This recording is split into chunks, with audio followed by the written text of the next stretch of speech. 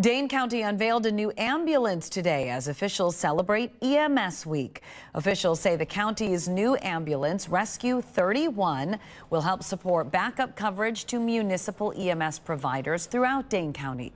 Those agencies can request the ambulance and use it if their own ambulance is out of service for maintenance or repairs.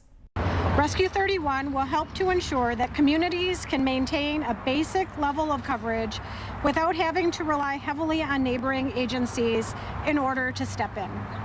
That means greater continuity of services, it means stronger local readiness and faster access of care for folks in Dane County. Officials say the ambulance can also be used for special event support, allowing EMS professionals to provide help more quickly.